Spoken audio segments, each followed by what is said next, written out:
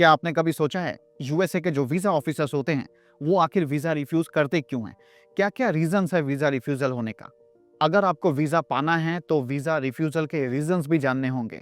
मेरा नाम राजू शर्मा है और मैं फाउंडर हूँ एएसपीडी का, American skills and personality development, और आज हम बात करेंगे इस टॉपिक के ऊपर। ये समझने से पहले आपको ये एक चीज़ समझना बहुत ज़रूरी है कि ये पूरा प्रोसेस जो है ये होता कैसे है?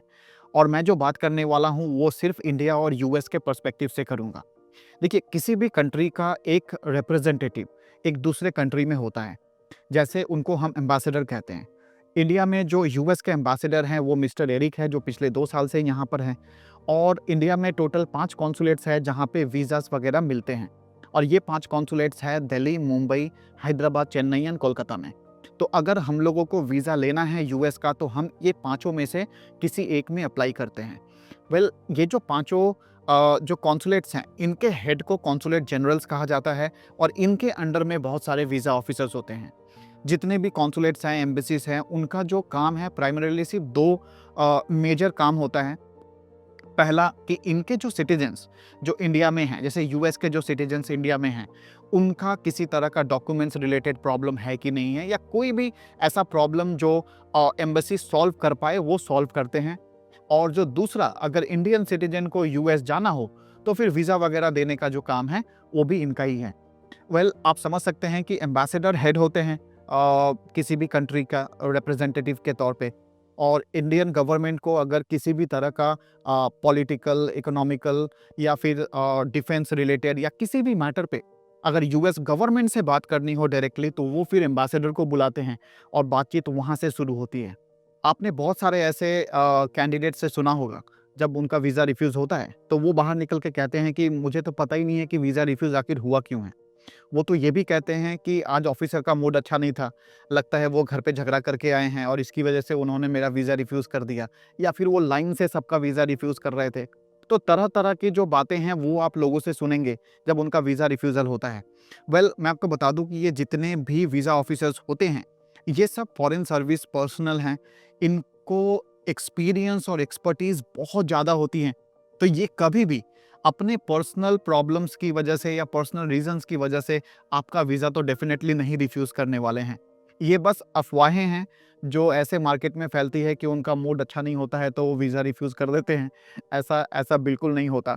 वो समझते हैं बिल्कुल कि चीज़ों को हैंडल कैसे किया जाता है, और अगर आपका उन्होंने वीज़ा रिफ्यूज़ किया है तो डेफिनेटली वो कुछ ना कुछ तो देखे हैं या सुने हैं जो उनको सुनना या देखना नहीं चाहिए था। वर्ल्ड वाइड जो है सबसे ज़्यादा वीज़ा रिफ्यूज़ होती है, उसका रीज़न है सेक्शन 214 बी, 214 बी।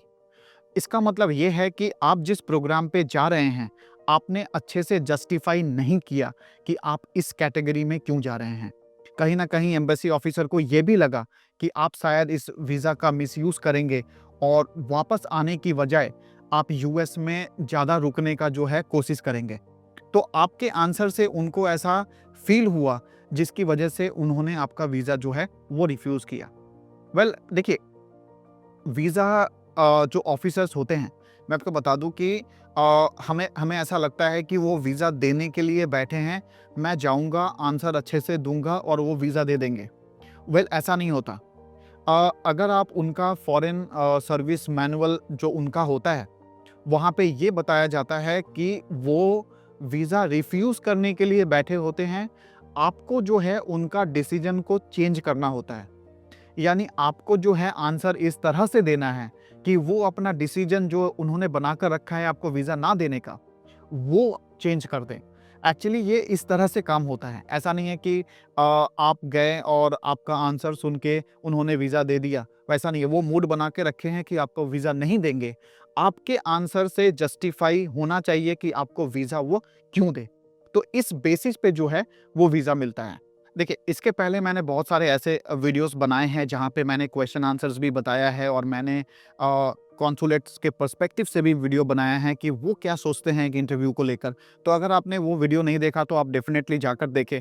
वहाँ पे मैंने बहुत अच्छे से सब चीज़ एक्सप्लेन किया है। पर मैं फिर भी बता दूँ आपको कि अगर आपको वीज़ा यूएसए का चाहिए, तो आपको जो है प्रिपरेशन बहुत पहले से करके रखना होगा। आप अपना ट्रेनिंग प्लान अच्छे से पढ़ लें, आप वेल ड्रेस्ड होकर जाएँ, आप जो हैं आई कॉन्टैक्ट करके बात करें, एक स्माइलिंग फेस रखें और वो जो आंसर दे, उसको आप ऐसा नहीं है कि बहुत छोटा में आपको देना है और बहुत इलैबोरेट करके देना है। आपको जितना पूछा जाए, आप उतना अच्छे से एक्सप्लेन करें ताकि उनको समझ आ जाए। ज़्यादा ओवर एक्सप्लेन करने की ज़रूरत नहीं है, ऐसा भी नहीं है कि आप बस 1 वर्ड का आंसर दे दें। तो आपको जो है बहुत ही क्रिस्टल क्लियर आंसर देना है, वो जो सुनना चाहते हैं आपको वही बताना है। और जो भी देखिए जो भी स्टूडेंट ऐसा है जो सोचते हैं कि मैंने तो सब कुछ अच्छा बोला और फिर भी क्यों वीज़ा रिफ्यूज़ कर दिए। शायद आपके आंसर में जो आपने बोला और आपका बॉडी लैंग्वेज जो है वो मिसमैच था। ठीक है? ऐसा होता है ना कि हम जैसे मान लीजिए कि हम किसी को अगर थैंक यू बोले बिना मन का या सॉरी बोले बिना मन का, तो समझ आ जाता है कि मुँह से सॉरी तो निकल रहा है पर बॉडी लैंग्वेज कुछ और बोल रहा। तो वो सामने वाला पकड़ लेता है कि देखो आप सॉरी जो है ना बिना मन का बोल रहे हो या आप जो थैंक यू बोल रहे हो वो भी बिना मन का बोल रहे हो। देखिए मुँह से वर्ड तो सॉरी और थैंक यू निकल रहा, पर हमको बॉडी लैंग्वेज से समझ आ जाता है कि ये जो इंसान है ये मीन नहीं कर रहा, ये जो बोल रहा है बस ऐसे ही बोल रहा। तो इसी तरह से एम्बेसी ऑफिसर भी जो है इस चीज़ को पकड़ लेते हैं कि आप जो आंसर दे रहे हैं, वो आंसर आप कितना कहते हैं ना कि कितनी सच्चाई से आप आंसर दे रहे हैं ताकि वो आपकी आँखों से झलके और वो जब आपके मुँह से जो वो वर्ड निकल रहा, तो उनको ऐसा फ़ील होना चाहिए कि जो आपने बोला है वो सच बोला है। तो ये सब चीज़ें हैं जो हमको ध्यान रखना बहुत ज़रूरी है और ये चीज़ें होंगी कैसे? ये चीज़ें ठीक होंगी प्रैक्टिस से। आपको बहुत प्रैक्टिस करना होगा। जैसे ही आपको अपॉइंटमेंट मिल जाए यूएस का, आप प्रैक्टिस स्टार्ट कर दें। प्रैक्टिस जो स्टार्ट करें, आप अपना ट्रेनिंग प्लान से लेके पूरा डिटेल्स को अच्छे से पढ़ें और जो भी आंसर दें, आप सच आंसर दें। ऐसा नहीं है कि आपको कुछ भी झूठ बोलने की ज़रूरत है वहाँ पे। आप जो है बेफ़िक्र होके आप अच्छे से आंसर करें और मुझे उम्मीद है कि अगर आप इन चीज़ों को फ़ॉलो करेंगे, तो आपको जो वीज़ा है वो डेफ़िनेटली मिलेगा। मुझे उम्मीद है कि आपको ये वीडियो पसंद आया हो। अगर पसंद आया हो लाइक, शेयर एंड सब्सक्राइब कीजिए। आपसे मिलेंगे हम अगले वीडियो में। जय हिंद।